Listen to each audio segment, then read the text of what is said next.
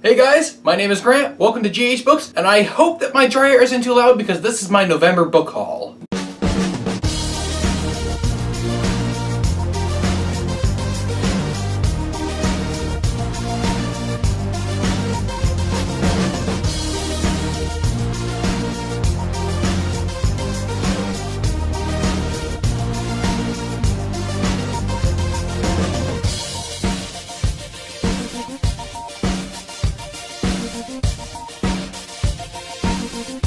The first book on my November book haul was a book I found at a garage sale.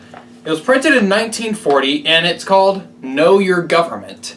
And as looking through it, I find that it is actually a citizenship guide printed in 1940. Lots of interesting stuff in here. Basically, these are the things that a citizenship group believed that new coming American citizens, immigrants looking to become Americans should know about their country. And in there, of course, it has the Declaration of Independence, the Bill of Rights, the Constitution, all that fun stuff. And of course, in the back of it, a list of questions that they might be asked at a citizenship quiz. Here's some of the questions you'd be asked. How many original states were there? Tell something about the settlement of the state you live in. What are the possessions of the United States now? By the way, since this book was from 1940, that would include the Philippines. What nations made early settlements in what is now the United States? And a bunch of other questions that, honestly, I think a lot of people would not be able to answer today. And so that's one of the reasons I got it. It's not because it contains any information I don't already have, but rather as sort of just a historical artifact. And so I think this is gonna go, I'm not really sure. I think I might end up putting it in my reference section. And this will become the oldest book in my collection. This next book I got off of Amazon, and I wanted it because I already had this book, but I liked this cover art better, and it matches some other books that I have. And so I got this edition of the Silmarillion. It's a very nice cover, matches some of the ones that they've released recently, and, well, yes, you can check out my review of the Silmarillion that I posted onto my other channel by clicking the book here. Have you clicked it? I'm just going to wait here until you click it. This next book I found wandering around my local Barnes & Noble, and I got it for the same reason I got the other one. I already have this book in a different edition, but I liked the cover art for this edition, and you see, it is The Unfinished Tales by J.R.R. Tolkien. And you notice it is in the same art style as the Silmarillion. Now, why did I get these two in particular? Because it matches the art style of all of these. And the collection looks amazing on a bookshelf like this. However, that does not end my Tolkien book requirements, because this next one is also something I technically have, but I've never had it in this format before. The Trilogy edition of The Lord of the Rings. This is one that they released this particular kind of edition around the same time they released the Lord of the Rings individual volumes. And I had never had the full set in a single tome before, and that's what I wanted. And so I found this at Barnes & Noble, and it goes great with the others all together like this. Yes, I did get some books purely for display purposes, but that's one of the reasons I like books. They're nice display pieces. If you're involved in student government like me, or have been involved in any kind of public organization, then this is something you really need to know. Robert's Rules. This is the latest edition, and I've needed this book for a while because I'm constantly involved in these kind of public meetings that often are legally required to operate by this set of rules. So it gives, the rules by which parliamentary procedure is followed.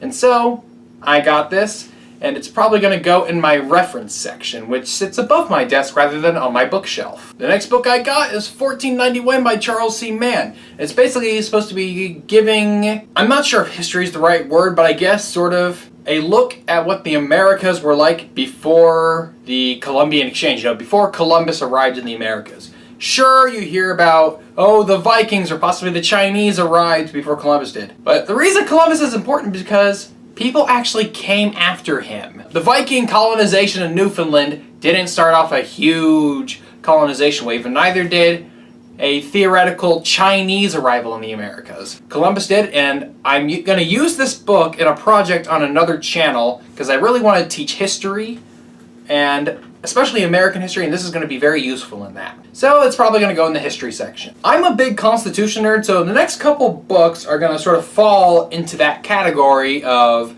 being a Constitution nerd. And this is one I found actually, this is the one other book I have here that was not procured at a Barnes & Noble, called We the People, or it's, damn it, the light is not good with this shiny cover. This falls in line with my constitutional nerdiness, a book called The Case Against the Supreme Court by Erwin Chemerinsky. And so I'm guessing a book is about sort of what the title suggests, you know? Why we shouldn't have a Supreme Court, or why the Supreme Court shouldn't be the way it is. So this is most likely going to go into my political science section. The next book I have is a collection of true short stories, and it's Glenn Beck's Dreamers and Deceivers. And basically, this is sort of his way of trying to tell American history through stories. And he did this before with another book called Miracles and Massacres, which you can click somewhere here for my review on that, the previous book. And what Dreamers and Deceivers is basically about individuals and who are the villains and heroes of American history. He's sort of going along the lines of, who are the people we've been told to despise that we should actually admire, and who are the people we've been told to admire that we should actually despise. The Tesla-Edison story is in this book as well, and this being the internet, everyone is pro-Tesla. So that's a thing. And this last one is from that set of Barnes & Noble faux leather-bound classics collection. And this one is Classic American Speeches. And it's basically a compendium of famous speeches throughout American history. And it's probably going to go into my reference section because it's not about any one particular thing. It's just something good to cite and whatnot.